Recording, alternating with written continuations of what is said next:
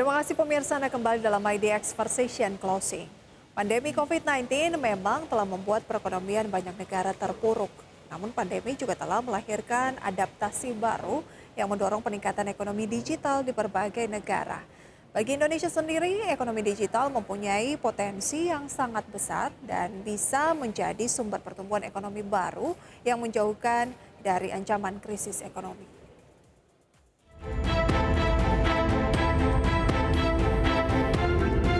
Di masa pandemi, internet telah menunjukkan jati dirinya sebagai pendorong transformasi digital pada berbagai aktivitas kehidupan manusia.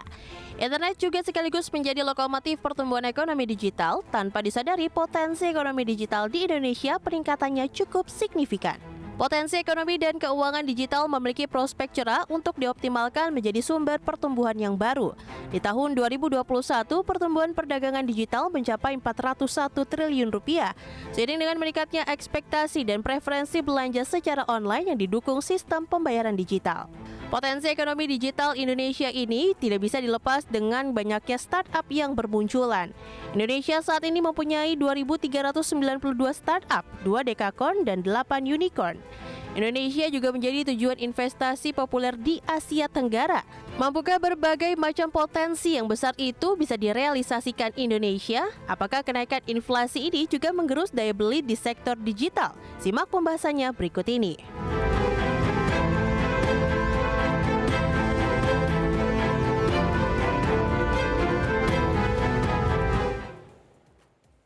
Di segmen kali ini pemirsa, tema kita adalah mengenai ekonomi digital. Banyak yang mungkin tidak menyangka bahwa aktivitas yang berasal dari smartphone ini seperti belanja online bisa menggerakkan perekonomian nasional.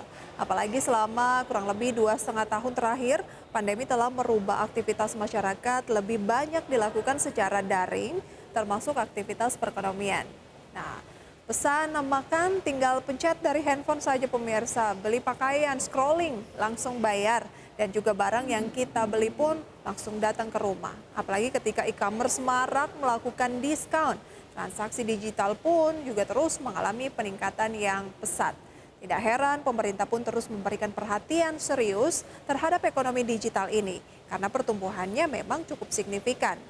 Tahun 2021 lalu pemirsa, perdagangan digital mencapai 410 triliun rupiah. Seiring dengan naiknya ekspektasi referensi belanja online ataupun juga daring. Dan pergerakan uang digital tersebut terjadi berkat kecanggihan teknologi. Karena itulah pemirsa terus memberikan perhatian serius terhadap perkembangan ekonomi digital ini. Bahkan pertumbuhan ekonomi domestik ini bisa menjadi sumber pertumbuhan ekonomi baru karena besarnya pertumbuhan yang terjadi saat ini. Apalagi kondisi ini juga didorong dengan semakin mudahnya sistem pembayaran digital yang juga mulai diminati oleh masyarakat. Seperti yang dikatakan oleh Menko Perekonomian Airlangga Hartarto berikut ini. Potensi ekonomi dan keuangan digital memiliki prospek cerah untuk dioptimalkan menjadi sumber pertumbuhan yang baru. Di tahun 2021, perdagangan digital mencapai 401 triliun, seiring dengan meningkatnya akseptasi dan preferensi belanja secara online atau daring, serta didukung oleh sistem pembayaran digital. Potensi ekonomi digital diperkirakan di tahun 2025 bisa mencapai 146 miliar dan di tahun 2030 bisa naik 8 kali menjadi 4.500. Ya, pernyataan Menko Perekonomian tadi menjadi bukti bahwa potensi ekonomi digital Indonesia sangat menggiurkan. Jika kita semua bisa menjaganya, dan saat ini Indonesia sudah memiliki 2.391 startup, 2 dekakorn dan juga 8 unicorn. Indonesia menjadi tujuan investasi digital terpopuler di Asia Tenggara. Kok bisa? Karena Indonesia mewakili 40% digitalisasi di Asia Tenggara yang nilainya tembus mencapai 300 triliun rupiah. Meski demikian, digitalisasi perlu didukung pemirsa ya dengan sinergi antar otoritas, industri, dan masyarakat yang telah mampu mendorong stabilitas, terutama untuk perbaikan ekonomi nasional dengan upaya pemulihan. Dengan adanya sinergi diharapkan semakin memperkuat ekonomi digital. Karena selama pandemi ini, ekonomi digital terbukti bisa menjauhkan Indonesia dari potensi krisis akibat pandemi. Kita simak informasinya berikut ini.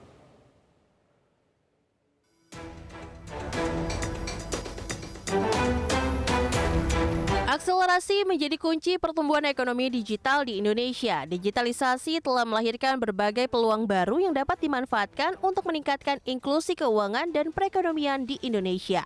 Bahkan digitalisasi adalah penyelamat bangsa untuk keluar dari krisis pandemi COVID-19. Cepatnya akselerasi keuangan digital di dalam negeri tercermin dari transaksi e-commerce di tahun ini naik 31% atau mencapai 536 triliun rupiah. Uang elektronik tahun ini juga diperkirakan akan mencapai 360 triliun rupiah atau naik 18%. Bank Indonesia sebagai otoritas moneter juga terus mendukung sistem pembayaran digital. Capaian Bank Indonesia dalam melakukan digitalisasi sistem pembayaran tercermin dari tercapainya 18,7 juta merchant yang telah terhubung dengan QRIS, melebihi dari target BI sebesar 15 juta merchant. Berbagi sumber, IDEX Channel.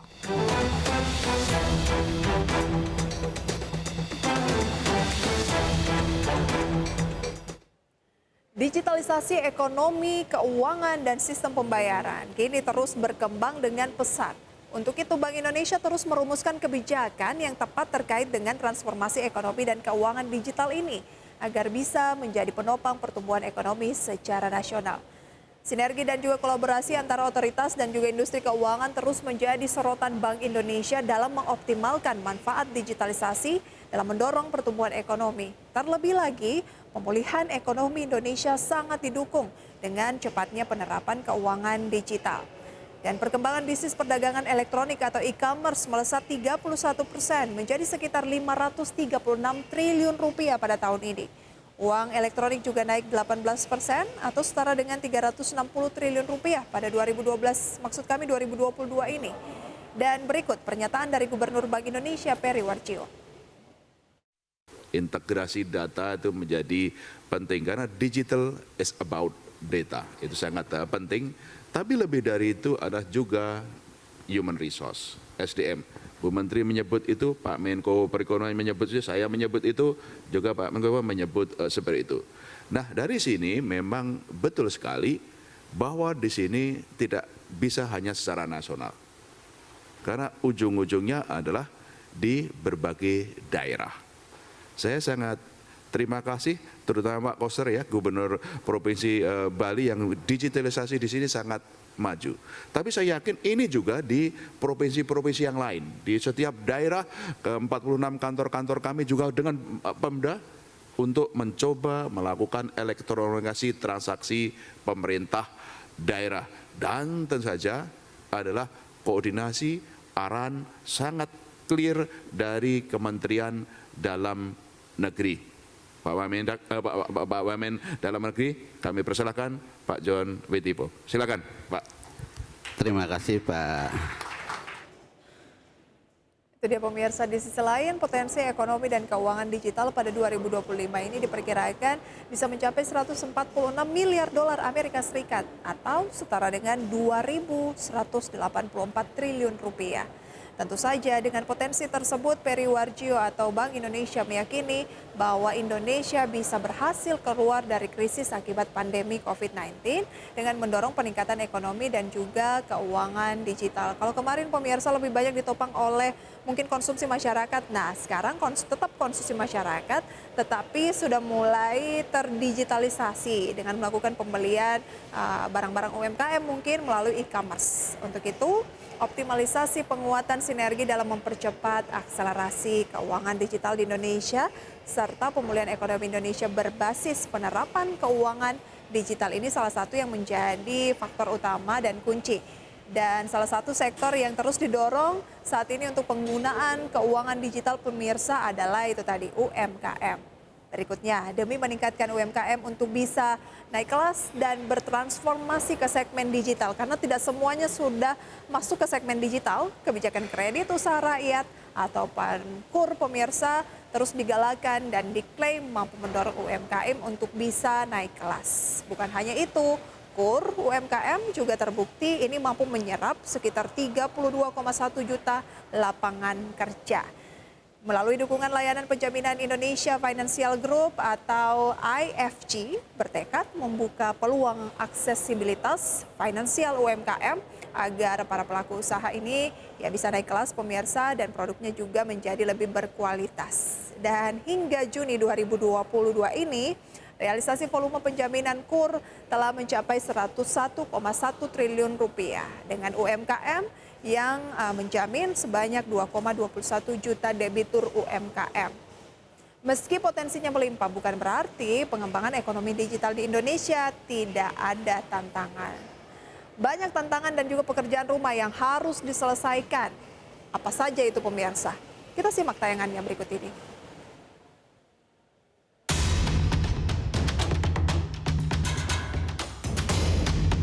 Revolusi industri 4.0 mendorong berbagai negara di dunia untuk terus berinovasi dalam ranah perekonomian digital. Namun dalam melakukan inovasi dan mengikuti perkembangan yang ada tidak selalu mudah. Ada berbagai macam tantangan yang dihadapi melalui strategi-strategi yang direncanakan. Peluang ekonomi digital di Indonesia memang masih menggiurkan, namun masih perlu adanya kebijakan dan regulasi yang mendukung riset dan inovasi. Juga diperlukan koordinasi lintas kelembagaan dalam mendukung perkembangan ekonomi digital dan hilirisasi ekonomi digital untuk mempercepat pembangunan infrastruktur ekonomi digital. Hampir semua negara mendorong perekonomiannya ke arah digital termasuk Indonesia. Namun upaya mendorong transformasi digital tidak semudah membalikan telapak tangan. Terdapat sejumlah tantangan perkembangan yang harus dihadapi agar transformasi digital ini bisa terus berkembang. Berbagai sumber, IDX Channel.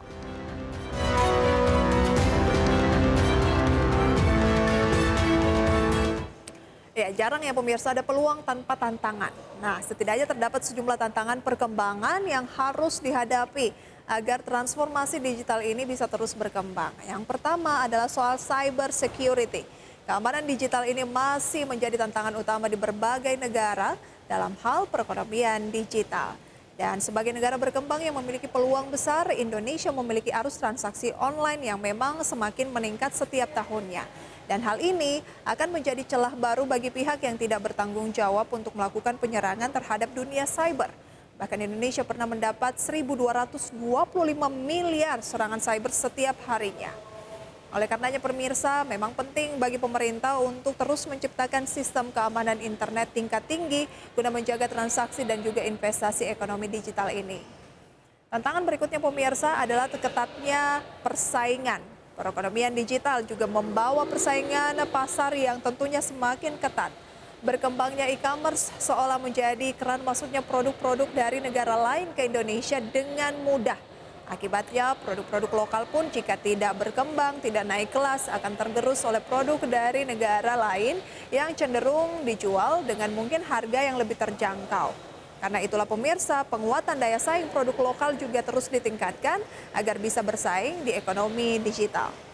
Tantangan selanjutnya dalam menghadapi investasi digital ekonomi Indonesia ialah mengenai sumber daya manusianya itu sendiri. Hal ini tentu menjadi PR bagi pemerintah di negara-negara berkembang seperti Asia Tenggara termasuk di Indonesia. Meski jumlah startup di Indonesia ini banyak, namun sumber daya profesional di sektor ini memang bisa dikatakan masih minim, masih didominasi tenaga dari luar negeri. Dan tantangan selanjutnya pemirsa yang tidak kalah penting adalah ketersediaan akses internet yang mumpuni, berbicara soal infrastruktur. Akses internet inilah yang mempengaruhi digital ekonomi di Indonesia karena akses internet di Indonesia saat ini memang masih berpusat di kota-kota besar ataupun seperti Pulau Jawa, Sumatera, Bali, dan juga Nusa Tenggara. Sedangkan untuk Kalimantan, Sulawesi, hingga Papua masih sangat minim pemirsa. Dan selain persoalan infrastruktur, regulasi yang akomodatif dengan perkembangan zaman juga tentunya diperlukan, harus adaptif. Regulasi ini merupakan payung hukum untuk mengatur jalannya perekonomian digital nasional. Hal ini juga untuk mendukung dan melindungi hak konsumen dan pelaku ekonomi agar tidak ada yang dirugikan di masa mendatang. Nah pemirsa, jika tantangan ini bisa diantisipasi oleh pemerintah dan semua pihak, ekonomi digital di Indonesia diharapkan bisa tumbuh semakin pesat di kemudian hari. Dengan belanja melalui smartphone ternyata memberikan dampak yang luar biasa juga bagi negara pemirsa. Dan semoga akan banyak lagi lahir UMKM pemirsa dengan kualitas yang mumpuni dan UMKM yang sudah ada mampu untuk naik kelas sehingga Indonesia tidak hanya menjadi pasar tetapi juga tuan rumah di negeri sendiri di tengah perkembangan digitalisasi saat ini. Memang belum sempurna, tapi pelan-pelan kita harus bersama-sama pemirsa untuk bersatu bersama dengan pemerintah untuk merealisasikannya dan semoga tujuan ini bisa tercapai dengan baik. Kami akan kembali dengan informasi lainnya pemirsa usai jeda pariwara berikut. Tetaplah di IDX for Session Closing.